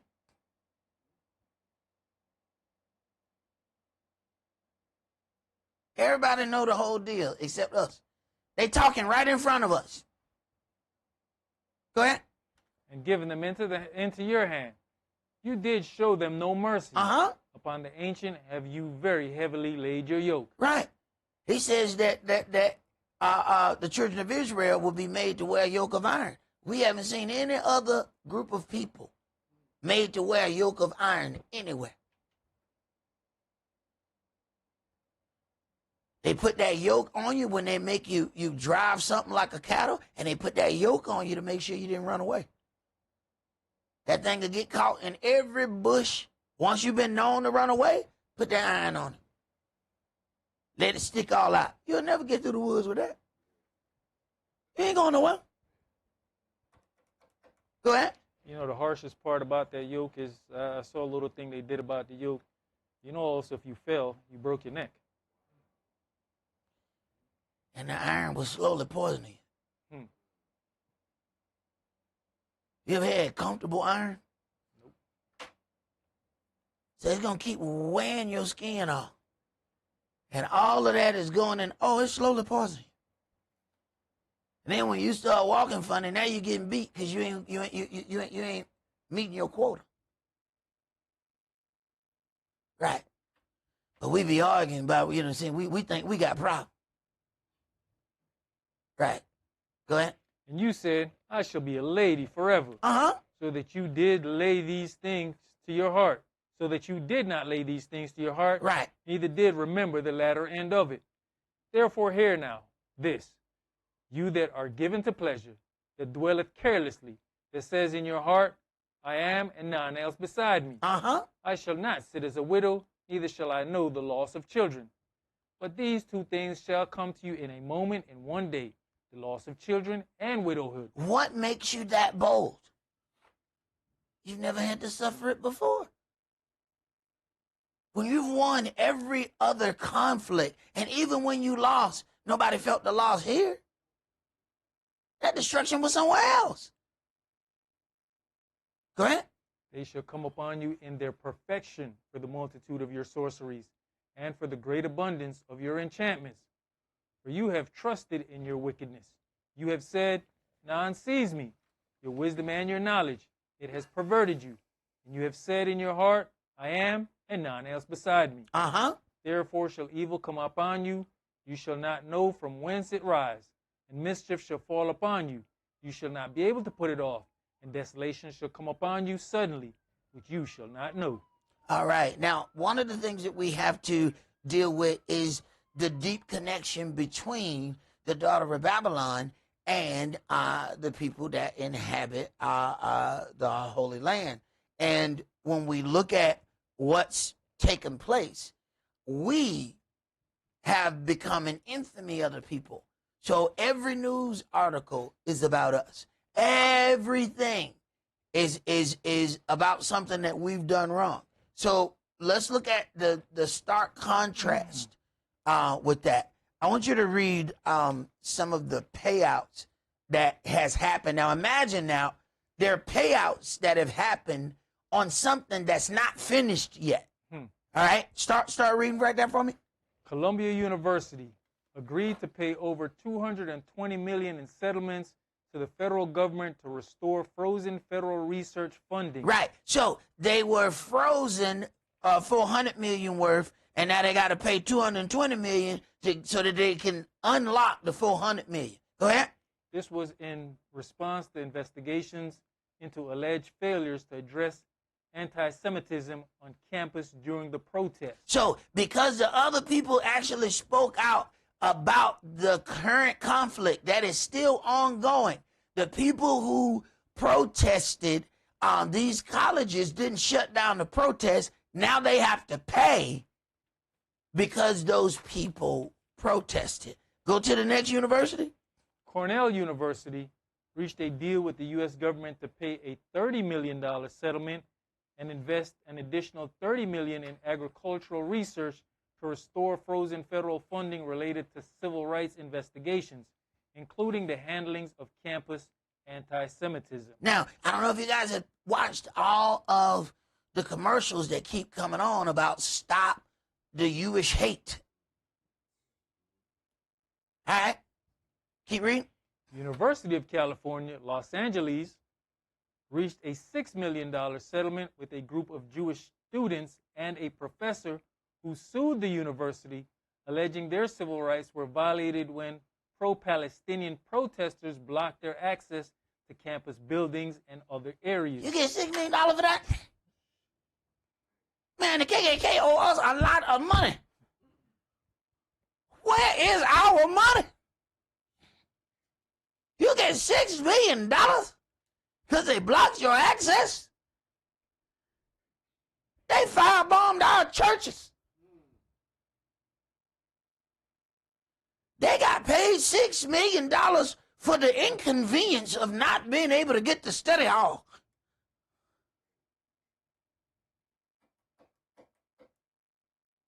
That's pretty interesting when the book says that the children of Israel, the ancients, are going to go through all of these things. Yet, you can't even speak against certain groups because it is termed illegal to speak out. That doesn't coincide with what's written in this book. Yahweh doesn't give the children of Israel that power yet. Something is not adding up. Let's go to Zechariah chapter 11.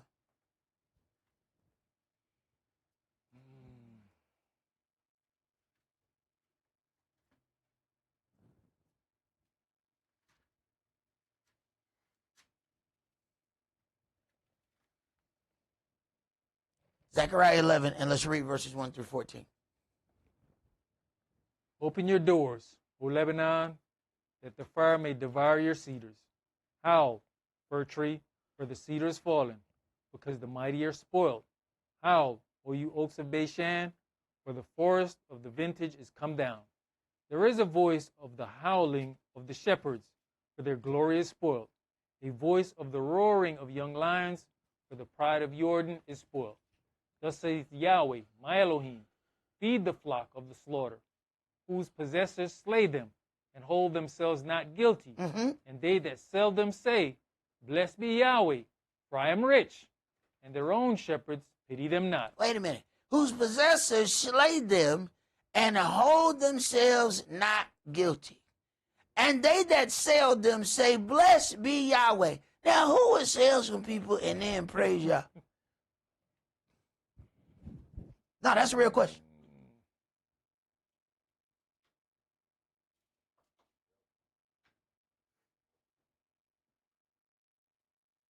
Go ahead. For I will no more pity the inhabitants of the land, says Yahweh. But, lo, I will deliver the men, every one into his neighbor's hand, and into the hand of his king. And they shall smite the land, and out of their hand I will not deliver them. And I'll feed the flock of slaughter, even you, O poor of the flock. And I took unto me 2 staves. The one I call beauty, and the other I call bands. And I fed the flock. Three shepherds also I cut off in 1 month, and my soul loathed them, and their soul also abhorred me. Then said I will not feed you. That dieth, let it die, and that is to be cut off, let it be cut off, and let the rest eat every one the flesh of another. And I took my staff, even beauty, and cut it asunder, that I might break my covenant which I had made with all the people. And it was broken in that day. And so the poor of the flock that waited upon me knew that it was the word of Yahweh.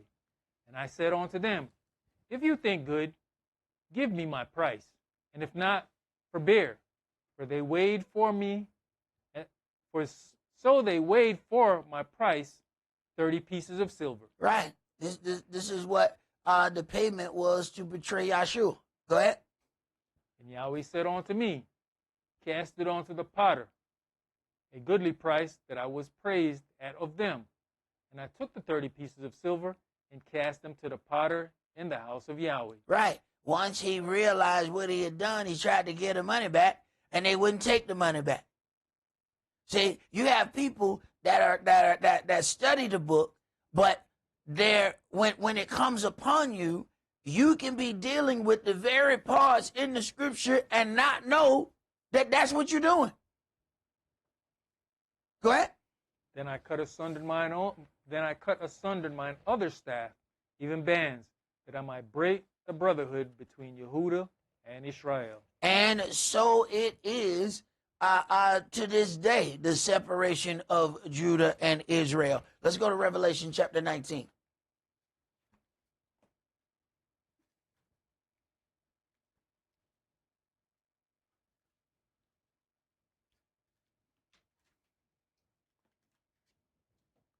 So your enemies have learned that if you call upon the power of your Elohim, then you might be able to attain unto deliverance. So they make sure that your focus is on something else.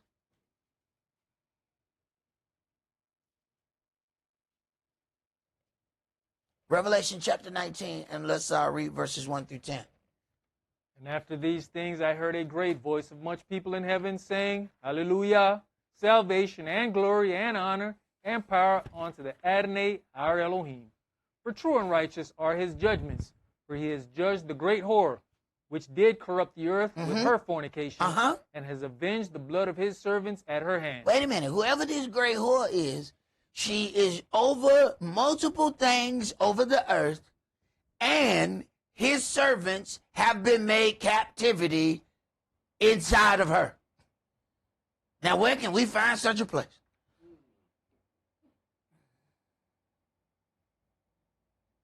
So it can't be some nation that might have had some power. Now, whoever this nation is, they are the it of the earth.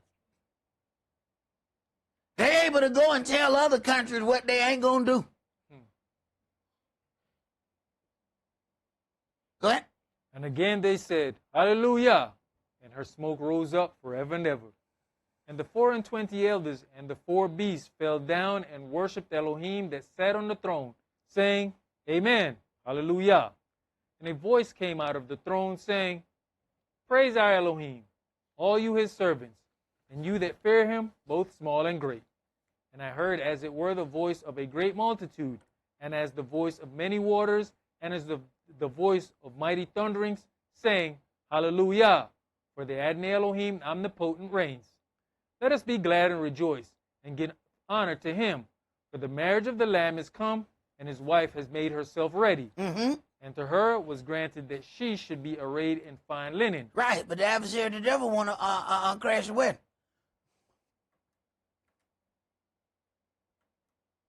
Correct? Clean and white, for the fine linen is the righteousness of saints. And he says unto me, Right, blessed are they which are called unto the marriage supper of the Lamb. And he says unto me, These are the true sayings of Elohim. And I fell at his feet to worship him. And he said unto me, See you do it not. Mm-hmm. I'm your fellow servant, and of your brethren that have the testimony of Yahshua. Worship Elohim, for the testimony of Yahshua is the spirit of prophecy. All right. Now, when we begin to examine things, we see that the synagogue of Satan, according to Scripture, will be confederate with Babylon. When we examine the power given to the occupying regime in the Holy Land by the same country who have held its true people captive, the connection with the same apartheid system cannot be denied. According to Scripture, the true children of Israel will be held captive by Babylon, not getting supplied by them with weapons, ammunition, and unlimited support in their war efforts. But let us hear the conclusion of this matter. Let's go to 2 John chapter 1.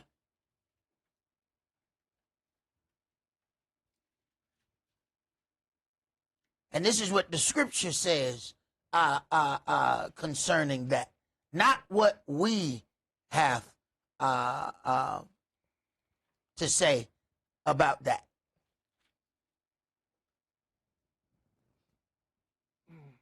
2 John chapter 1 and verse 1. The elder unto the elect lady and her children, whom I love in the truth, and not I only, but also all they that have known the truth, for the truth's sake, which dwells in us, and shall be with us forever. Grace be with you, mercy and peace, from Elohim the Father, and from the Adonai Yahshua HaMashiach, the Son of the Father, in truth and love. I rejoice greatly that I found of your children walking in truth, as we have received a commandment from the Father. And now I beseech you, lady, not as though I wrote a new commandment unto you, but that which we had from the beginning, that we love one another. And this is love, that we walk after his commandments. This is the commandment, that as you have heard from the beginning, you should walk in it. For many deceivers are entered into the world, who confess not that Yahshua the Mashiach is come in the flesh. This is a deceiver and an antichrist. It would be very interesting for the people who have offered unlimited support to the nation of Israel to go and see the attack once they, if you go over there and say that you believe in Christ and watch what happens to you. They attack straight. I'm talking, they're not hiding it. They will beat you down in the street to even say you believe in Christ. But yet, unlimited support has been given. That is very interesting. Go ahead. Look to yourselves that we lose not those things which we have wrought, but that we receive a full reward. Whosoever transgresseth and abides not in the doctrine of Yahshua has not Elohim. He that abides in the doctrine of Yahshua, he has both the Father and the Son. If there come any unto you, and bring not this doctrine, receive him not into your house, neither bid him Elohim speed. Wait a minute. If there come unto you any that bring not this doctrine, receive him not into your house. We'll open our door and let anybody in.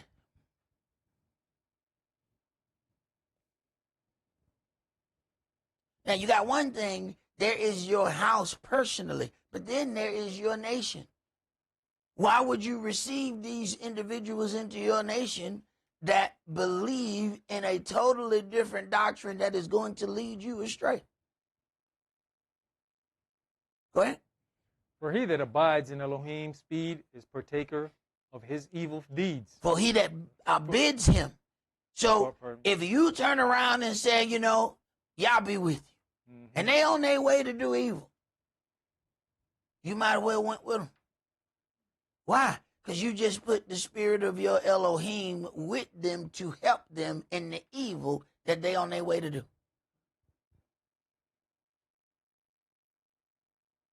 Go ahead. Having many things to write unto you, I would not write with paper and ink, but I trust to come unto you and speak face to face, that our joy may be full. And what we hope is that Yahweh would allow us to fix our issues a little by little, that we may be able to see Yahshua eye to eye, because there is going to be a great shaking of the earth. For the heathen didn't do all of this work just to give up the things that they've stolen. They are most definitely going to fight for it. Be prepared, as we will be caught in the crossfire between the adversary, the devil, and the angels of Yahweh. As they go at it, we will end up being used as the bait for the trap that Yahweh is setting. Make sure that we are paying attention, because things are truly increasing right before us. That's all that we're going to do for today. Remember the Sabbath to keep it holy. Shabbat shalom. Shabbat shalom.